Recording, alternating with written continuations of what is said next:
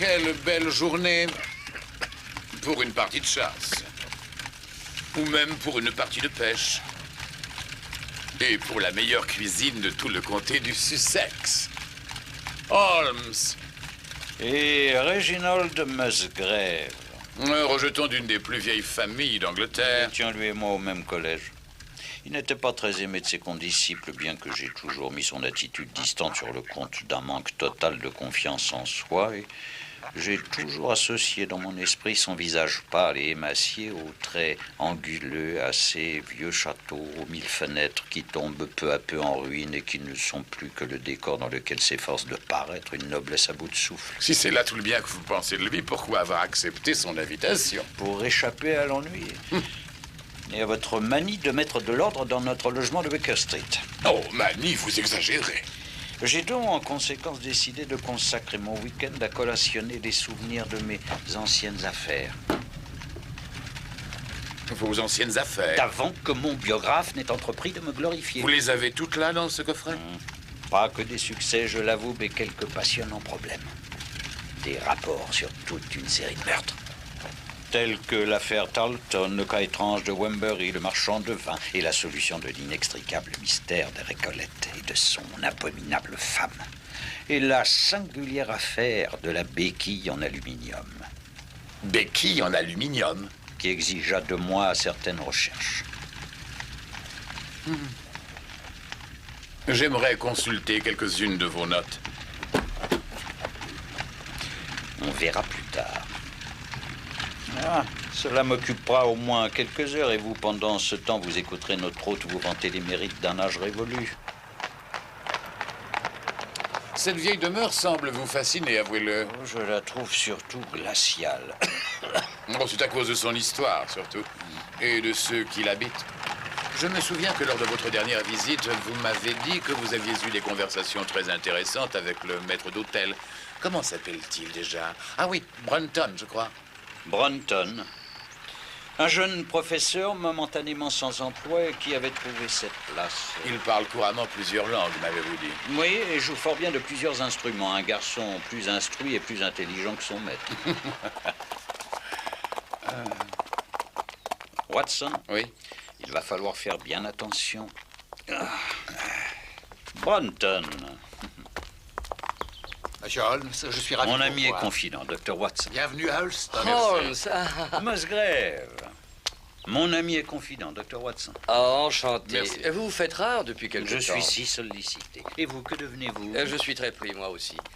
Depuis la mort de mon père, je gère le domaine. Et je suis membre du Parlement comme représentant du comté. Et vous, j'ai appris que vous aviez décidé de mettre en pratique ces dons extraordinaires qui nous étonnaient tant autrefois au collège. Oui, j'ai décidé d'en tirer profit. Et comment se porte votre chère femme? Je ne suis pas marié, Holmes. Vous êtes un sage. Les fenêtres datent de 1596. Le manoir est, dit-on, la plus ancienne bâtisse inhabitée de toute la région. J'ai connu des Musgrave du Nord. La famille est en effet originaire du Nord, mais une branche cadette a rompu avec les Musgrave du Nord pour venir s'installer ici dans le Sussex, où elle a pris racine. Très bien.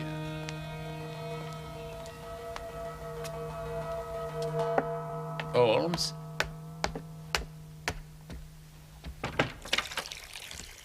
Holmes?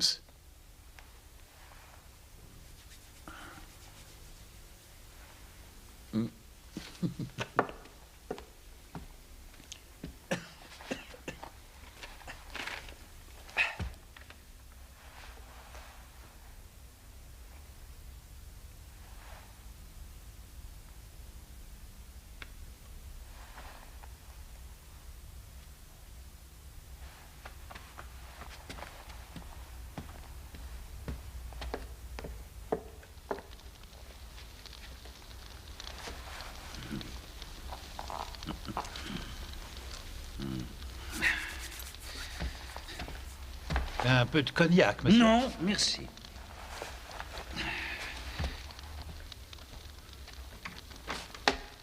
Enfin, c'est ce que l'on dit, mais je n'en donnerai pas ma main à couper. Le brevet d'officier et l'ordre de mission, enjoignant à mon ancêtre Sir Ralph Musgrave de rejoindre son corps de cavalerie à Edge Hill, est ici, signé de la main du prince Rupert.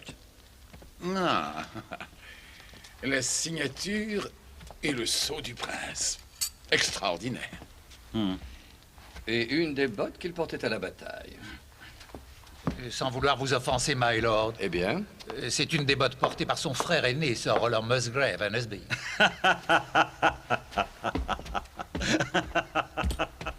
Ah, vous croyez? Notre maître d'hôtel est un ancien professeur et je dois m'incliner devant sa connaissance au sujet de mes ancêtres et de l'histoire de notre pays. Non, ce n'est pas la peine, je vous en prie, Brunton. Vous pouvez nous laisser. Dites-moi donc, Brunton,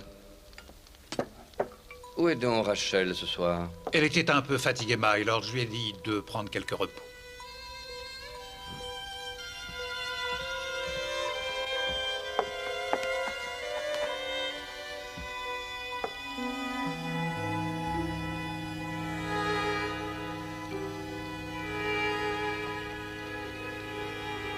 Bonne nuit, messieurs.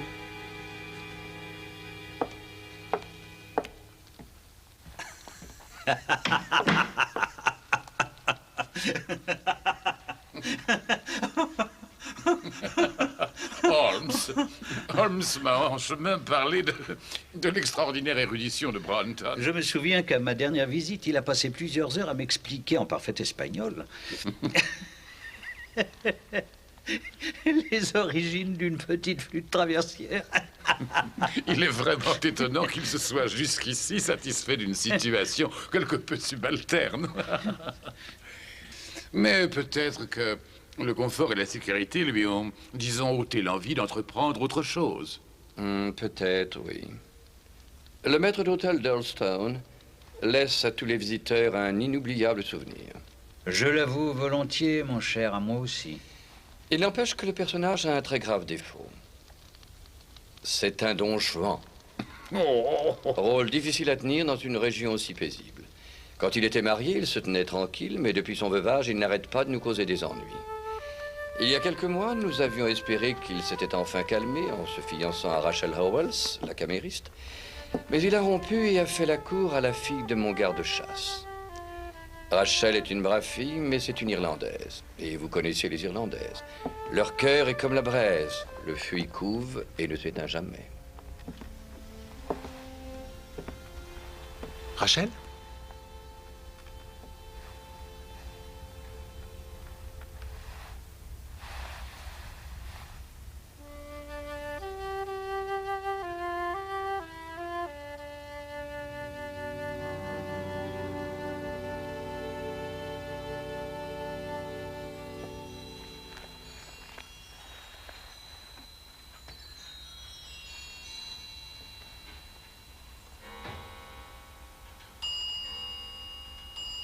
Bonjour, Holmes.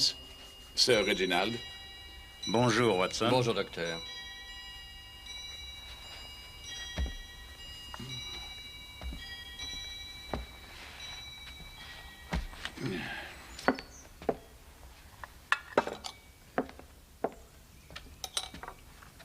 Merci.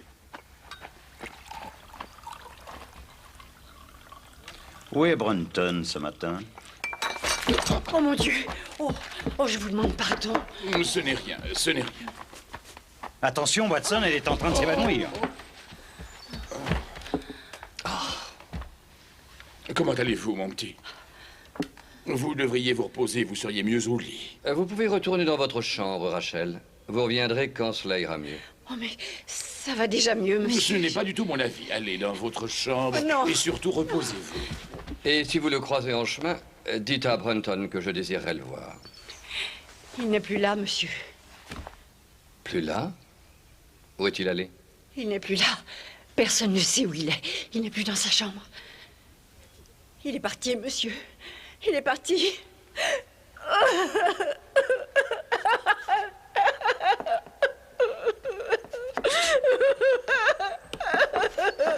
Allons, calmez-vous. Sonnez, je vous prie.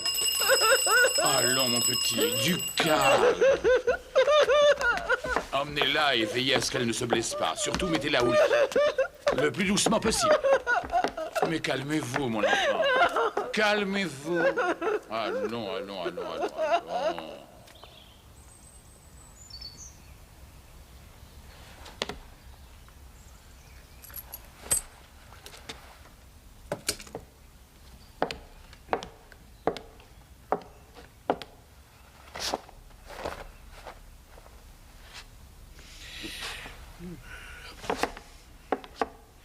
Regardez, le lit n'a même pas été défait. A-t-on fouillé la maison? De la cave au grenier. Rachel a raison, aucune trace, il n'est plus là. Je ne m'explique pas ce qui est arrivé. Les fenêtres et les portes sont fermées. Et on ne part pas en pleine nuit en laissant derrière soi ce qu'on possède, sa montre, son argent. C'est fait, Sir Reginald, je lui ai donné un calmant, elle dort. Et j'ai également pris la liberté d'envoyer chercher une infirmière, car elle est dans un état de très grande nervosité. La laisser seule pourrait être dangereux pour elle. C'est elle, je crois, qui était la fiancée de Brunton. Eh oui, Rachel Howell. Ah, ces Irlandaises ont un fichu tempérament. Oh, pauvre Watson. De toute façon, chers amis, il ne faut pas laisser ce regrettable incident contrecarrer notre week-end. Et je propose donc une partie de chasse. Et à notre retour, cette disparition trouvera, je l'espère, une explication.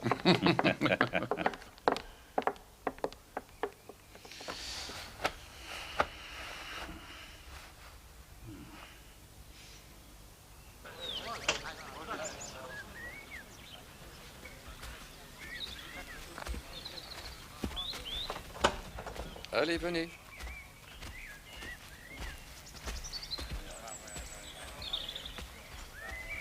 Holmes!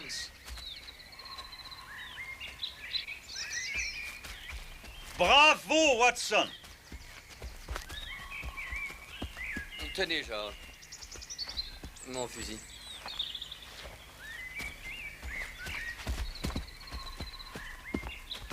Holmes. Holmes, je disais à l'instant à Watson qu'il s'est passé hier soir une chose qui pourrait, je pense, éclairer cette affaire. C'est assez embarrassant, mais j'aimerais avoir votre avis là-dessus.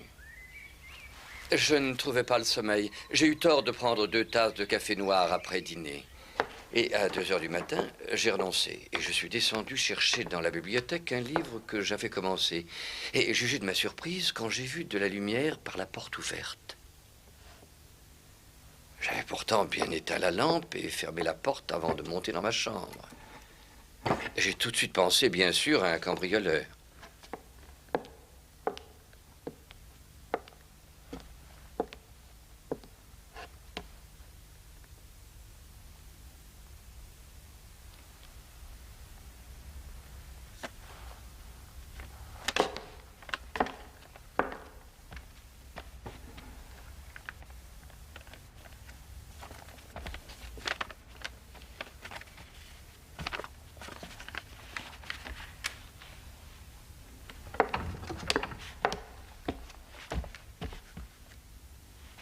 C'est donc ainsi que vous me récompensez de ma confiance?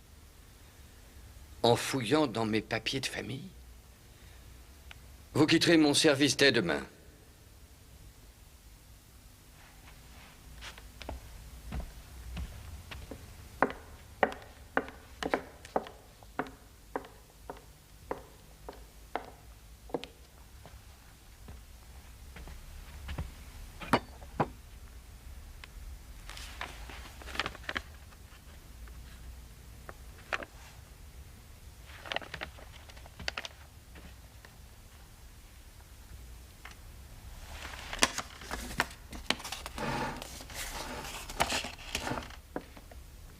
Écoutez-moi, my lord.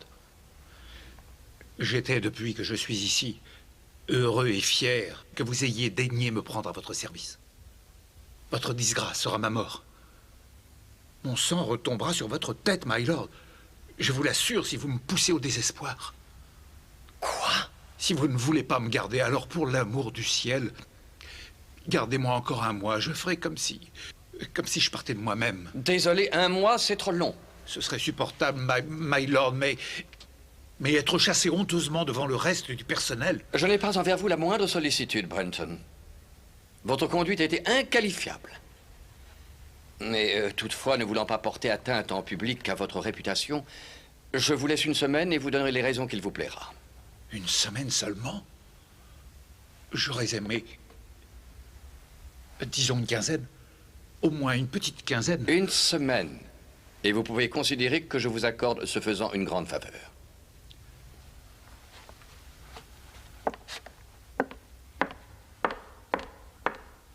Mais le plus étrange en tout cela, c'est qu'il semblait très anxieux de rester.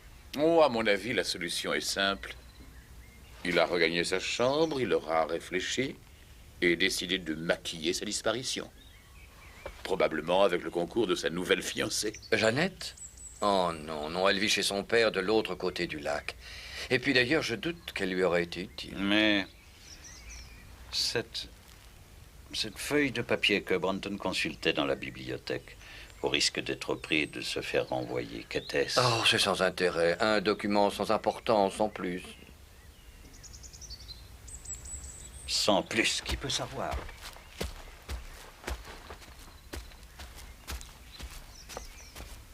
C'est une copie d'un texte connu sous le nom de Rituel des Musgraves. Une cérémonie particulière à notre famille, à laquelle tous les Musgraves sont soumis à leur majorité. Quel étrange catéchisme. Sans date, mais l'écriture doit remonter au moins au XVIIe siècle. Voulez-vous le lire pour moi avec Watson, je vous prie? Non, inutile, je le sais par cœur.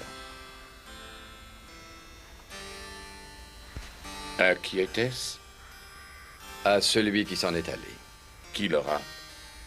Celui qui prendra la place. Où était le soleil? Au-dessus du chêne. De quel côté était l'ombre? Elle était sous l'orme. Combien compte-t-on de pas? À l'ouest, 8 par 8. Au sud, 7 par 7. À l'ouest, 6 par 6. Au sud, 5 par 5 et 2 par 2. Et ensuite, en dessous.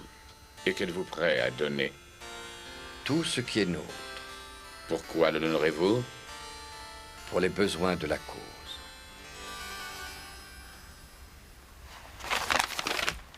C'est une chasse au trésor. Non, non, ce n'est pas cela. Je me rappelle que tout jeune, nous avons essayé de trouver... Ça ne conduit nulle part. Est-ce que Brunton l'a déjà eu en main avant hier soir? Oh, c'est possible. Je n'ai jamais caché ce document, mais qu'aurait-il donc voulu en faire? Peut-être voulait-il se rafraîchir la mémoire. Vous disiez qu'il avait une sorte de plan ou de carte qu'il a remis dans sa poche au moment où vous êtes entré. C'est ce que j'ai cru voir. Oui, il faut réexaminer ce rituel. Les mesures doivent se référer à certains emplacements auxquels le reste du texte fait allusion. Nous avons 2 repères. Oui. Un orme et un chêne. Et, chers amis, et là, il est un patriarche parmi les chênes. C'est le plus vieil arbre de tout le domaine. Il a peut-être été témoin de l'invasion normande au XIe siècle. Selon toute probabilité, mais ce n'est sûrement pas à lui qu'il est fait allusion dans le document. Des générations de Musgraves ont en vain exploré et retourné le terrain.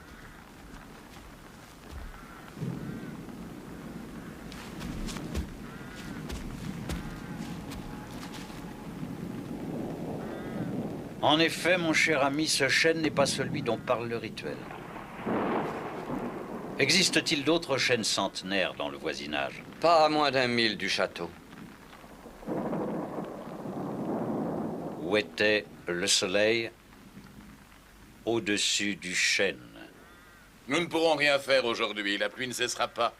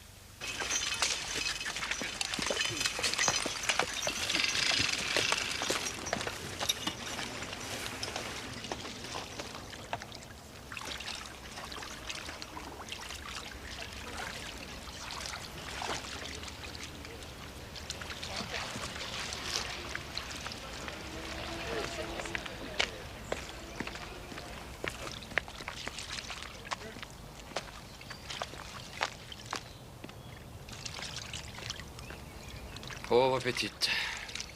C'est profond de 10 pieds ici. Il ne faut pas perdre espoir tant qu'on n'a pas retrouvé son corps.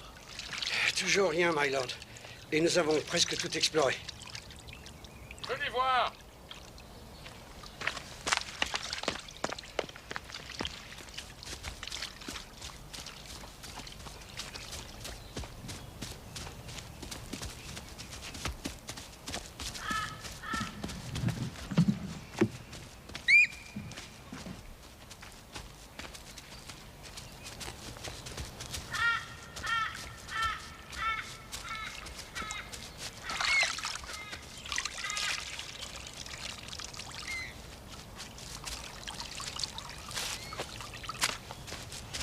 Qu'y a-t-il dans ce sac? Aucun objet de valeur. Le sac a pu être jeté par n'importe qui, n'importe Non, quand. c'est récent, sinon le sac serait détérioré. C'est peut-être Rachel hier soir. Oui, ce qui expliquerait qu'elle soit venue jusqu'ici, mais ensuite... Où a-t-elle pu aller?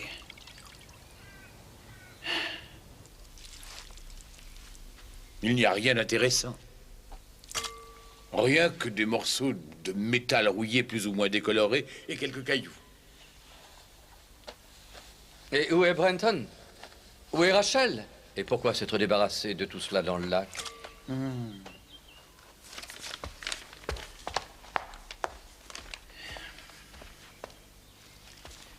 Je suis convaincu qu'il n'y a pas 3 mystères, mais seulement un, et que la solution d'un seul peut apporter la solution des 2 autres. À l'évidence, Brenton a dû voir quelque chose qui a échappé à votre perspicacité et dont il aura voulu tirer profit. Et si je ne me trompe pas, j'ai là, sous mes yeux, la solution de la disparition de votre maître d'hôtel Brenton et de Rachel Howell. Où était le soleil au-dessus du chêne? De quel côté était l'ombre sous l'orme?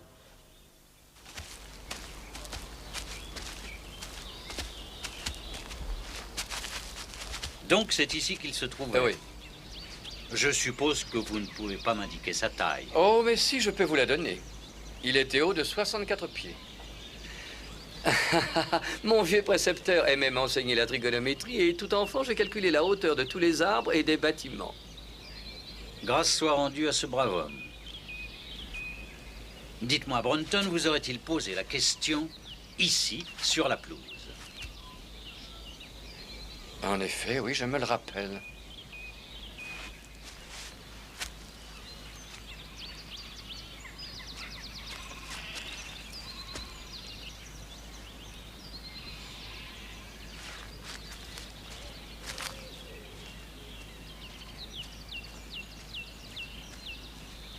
Brenton?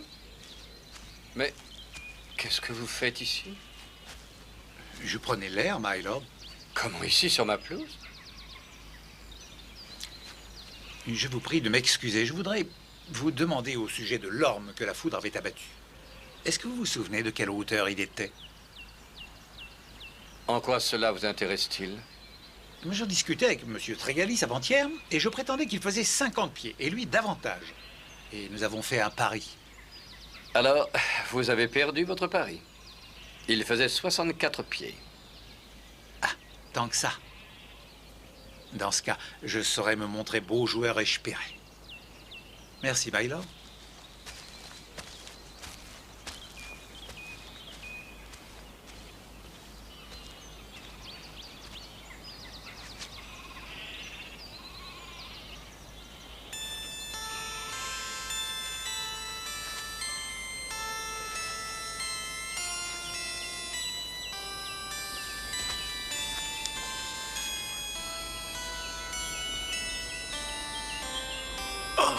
Oui, vous y êtes. Oh, juste ciel, le chêne. Et maintenant, il faut trouver où s'étend l'ombre de l'orme quand le soleil est au-dessus du chêne qui surmonte la girouette. C'est impossible puisque l'orme a été abattu par la foudre. Oh, allons, mon cher Watson, si Brenton y est arrivé, nous y arriverons aussi. La solution est trigonométrique. Musgrave, il me faut toutes les cannes à pêche qui sont dans le hall.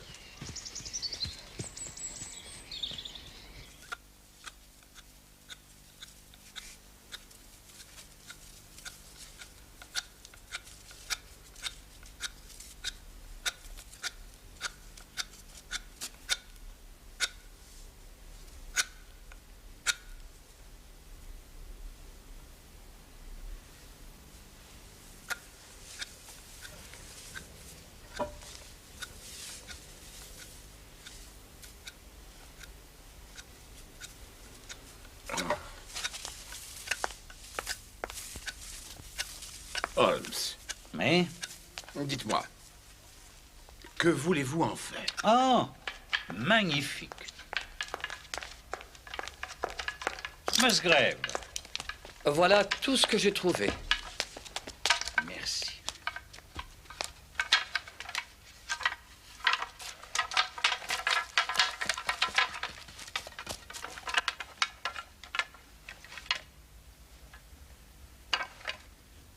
Passez-moi la règle, Watson. La voici.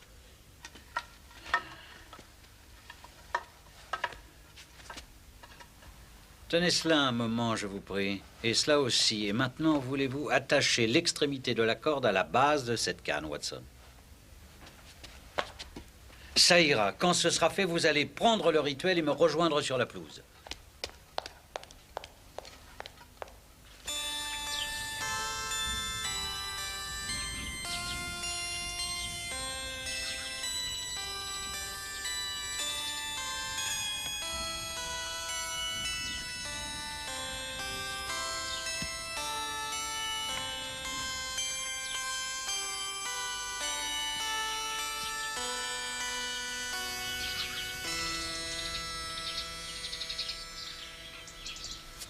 Mesurez la longueur de l'ombre. 9 pieds. Le calcul est élémentaire, mon cher Watson. Si une canne à pêche de 6 pieds donne une ombre de 9 pieds, un orme de 64 pieds en donnera une de... 98. 96. Ah oui, bien sûr, excusez-moi. Dans le prolongement de la première, cela va de soi.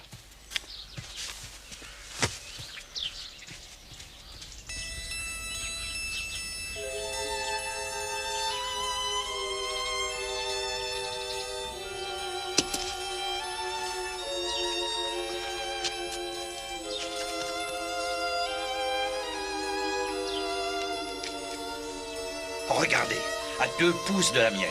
La marque de Brunton. Et maintenant, dites-moi le nombre de pas. Ouest, 8 par 8.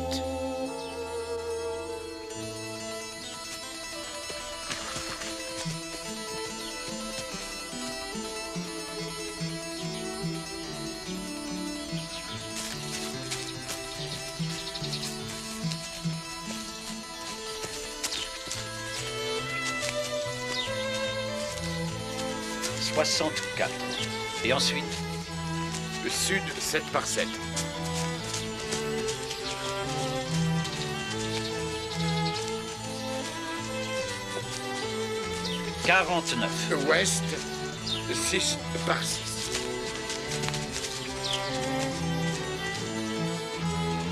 36. Et Sud, 5 par 5.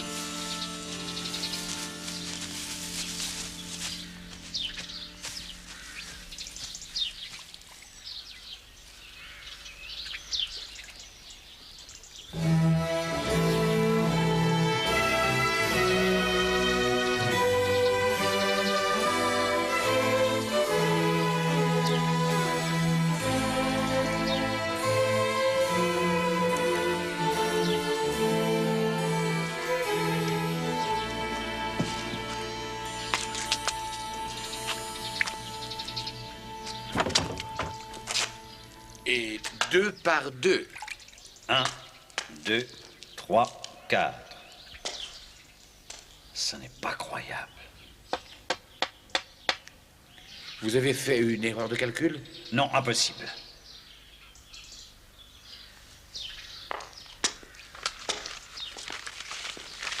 Brunton n'est pas venu ici. 2 par 2 et en dessous. Les dalles n'ont pas bougé depuis des années. Et en dessous. Holmes, vous avez oublié le en dessous. Y a-t-il une cave ici? Comme dans tous les châteaux.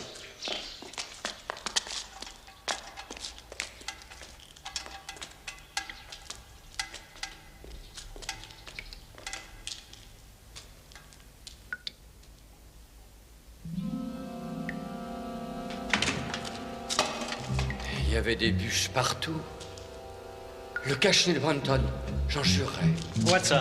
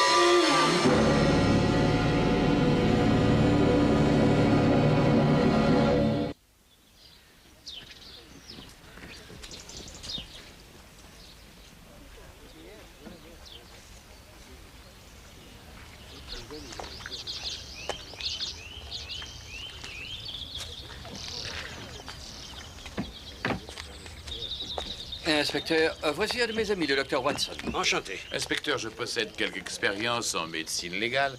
Cet homme est mort depuis 2 jours et il est mort par suffocation. Aucune marque de violence ou de blessure sur sa personne, docteur? Aucune.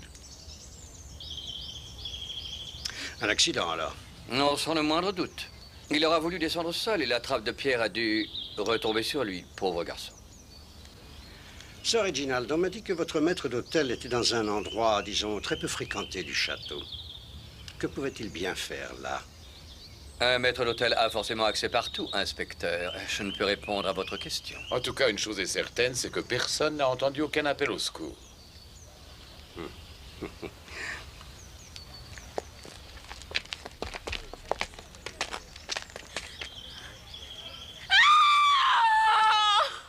Trégalis.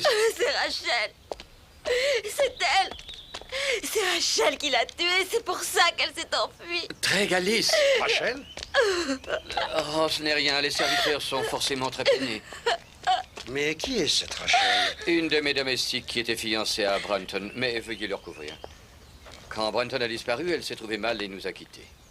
Eh bien, j'aimerais l'interroger, ainsi d'ailleurs que cette jeune personne. Sergent! Allez-y, emmenez-le. Docteur, s'il vous plaît.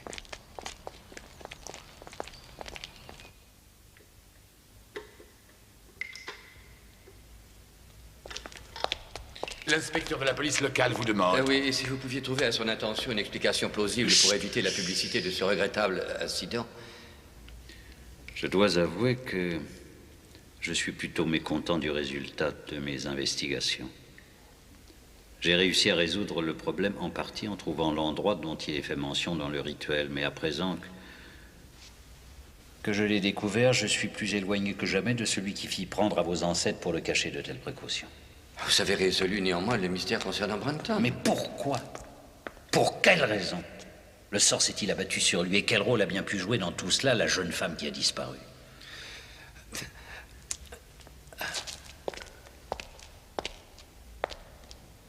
Il faut, pour vous éclairer, que je vous explique en quoi consiste la méthode de mon ami. Il se met lui-même à la place du personnage, et puis, ayant jaugé son intelligence, il essaye de... Enfin, disons, il essaye d'imaginer quel serait son comportement s'il se trouvait dans les mêmes circonstances. Dans tout ceci, Brunton a fait preuve d'un grand esprit d'analyse. Il lui suffit chaque fois de faire le vide dans sa tête et de se mettre dans un état second. Tout se fait automatiquement.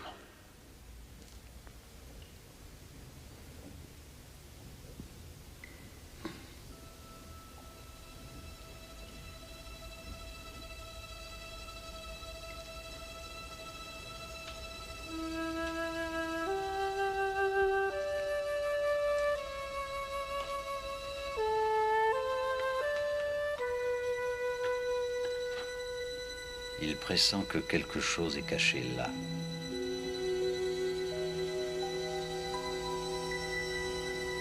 Il a repéré l'endroit.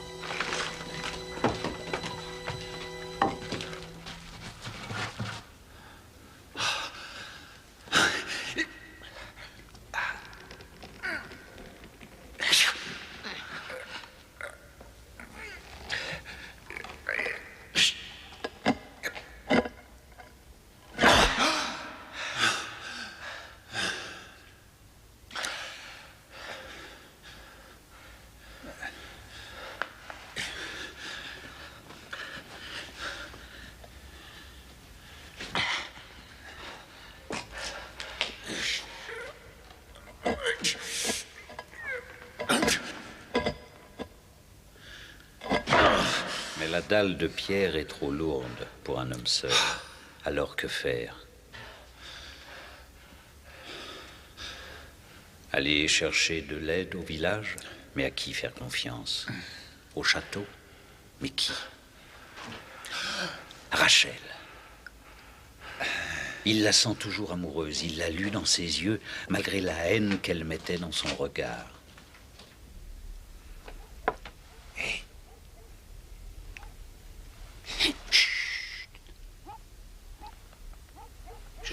te dire que je t'aimais toujours et que je ne te mérite pas, que je suis indigne de toi. Tais-toi, Dumont. Pardonne-moi, Rachel. Te pardonner? Toi seul compte pour moi. Je n'ai jamais aimé une autre femme. Ah, j'ai peut-être eu quelques instants de faiblesse. Allez, laisse-moi t'emmener très loin d'ici. Nous referons notre vie. Oh, tes promesses. Je te connais. Tu m'en as si souvent fait. Tu ne m'as jamais aimé. Oh, mais si, mon amour. Je t'aime à la fois pour ton âme, pour ta beauté. Nous sommes un couple parfait. Avec mon cerveau et avec ton cœur. Qu'est-ce que nous faisons ici au service des autres? Le monde est là dehors qui nous attend, mon amour. Mais comment pourrait-on partir? On n'a pas d'argent. Oh, l'argent, c'est pas ça qui manquera. J'ai découvert quelque part dans cette demeure ce que d'autres ont vainement cherché. Je vais partir au petit jour. Mais je vais partir avec toi. Qu'est-ce que je deviendrai sans toi? Nous allons nous marier, Rachel. Oh. Nous marier? Mais qu'as-tu découvert? Viens avec moi. Prends un manteau, je vais te montrer.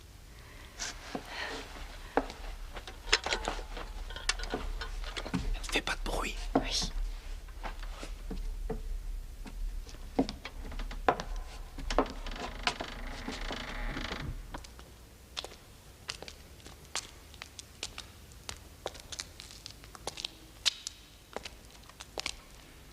C'est ici, sous cette dalle. Il n'y a plus qu'à la soulever. Tu vas prendre un morceau de bois là. Et quand je la soulèverai, tu la caleras. Eh bien, qu'est-ce que tu attends?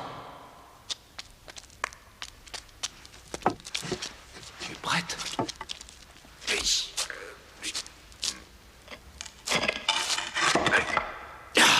Un deuxième.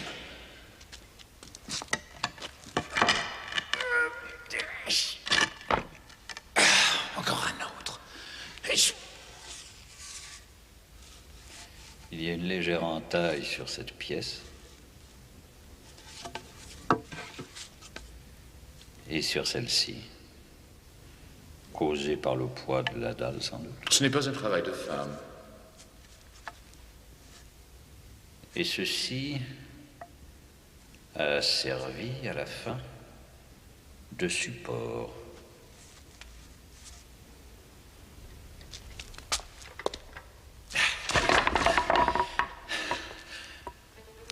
Voilà notre trésor.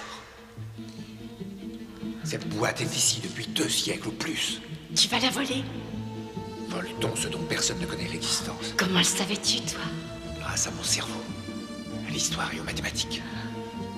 Tiens ça, éclaire-moi.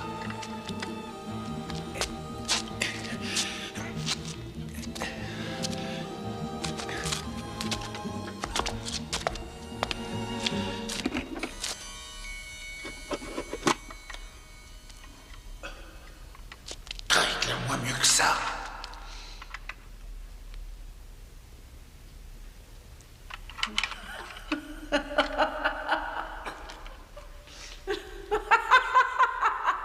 Notre fortune est faite, hein?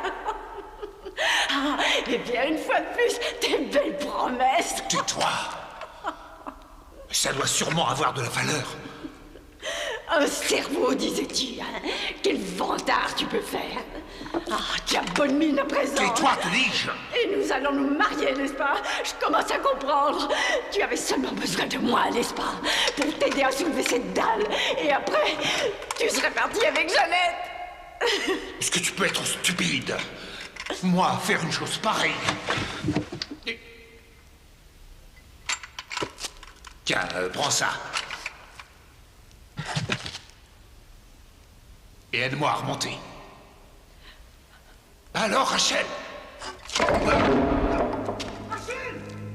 Ah! Mais tu es folle! Mais qu'est-ce que tu fais, Rachel? Ouvre!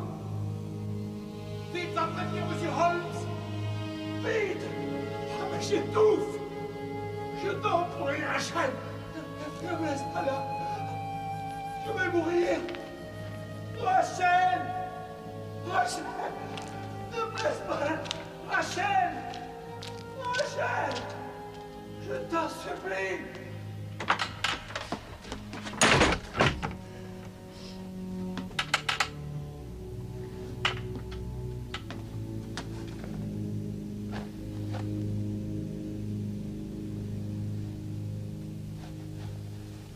Et voilà qui expliquerait son comportement et son air anxieux le lendemain matin. Rien que des débris oxydés. Que pouvait-il bien y avoir dans la boîte?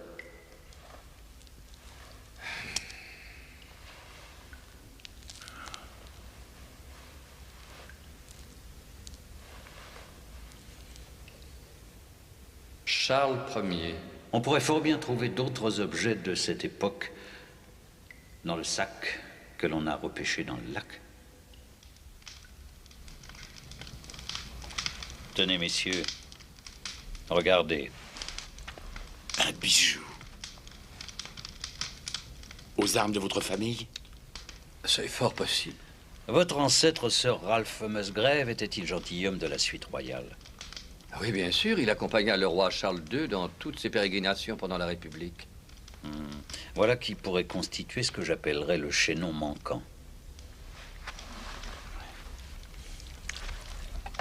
Vous devez avoir en mémoire, j'espère, que lorsque les membres de la suite furent contraints d'exil, il est fort probable qu'ils n'ont pas emporté tous leurs biens, mais qu'ils en ont enterré ou caché, dans l'intention de les retrouver intacts en des temps plus paisibles.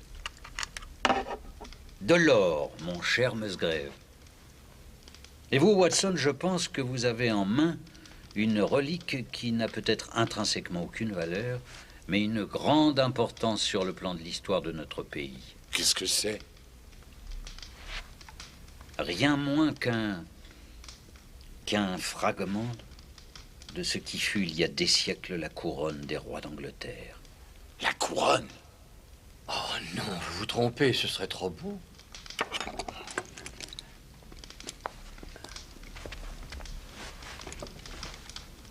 Voyons ce que dit le rituel. Cela commence ainsi. À qui était-ce? À celui qui s'en est allé. Allusion à l'exécution de Charles. Et ensuite, il dit qui l'aura. Celui qui prendra sa place. Autrement dit, Charles II, dont l'avènement était déjà annoncé. Il n'y a pas le moindre doute, mes amis. Ce diadème que je viens de reconstituer sous vos yeux a dû un jour ceindre le front royal des Stuarts. Mais comment est-il venu dans ma famille? Après l'exécution de Charles Ier, décapité en 1649, la couronne fut saisie, brisée et les morceaux vendus pour la somme de 1000 guinées.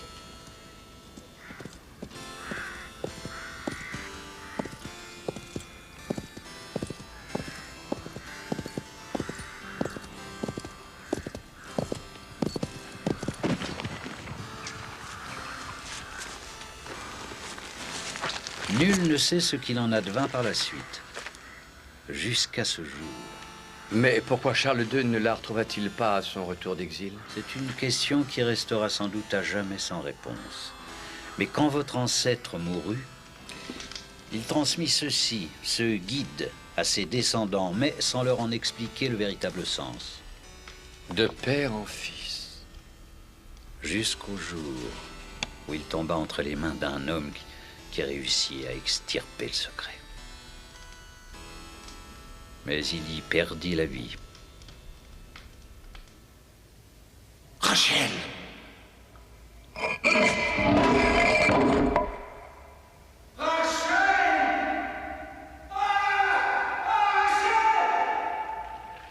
La pièce de bois a cédé malencontreusement?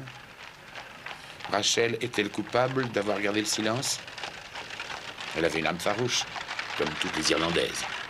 Elle tenait en son pouvoir l'homme qui l'avait trahi. Sa main avait peut-être aidé le sort, mais qui le saura jamais. Qu'est-elle devenue?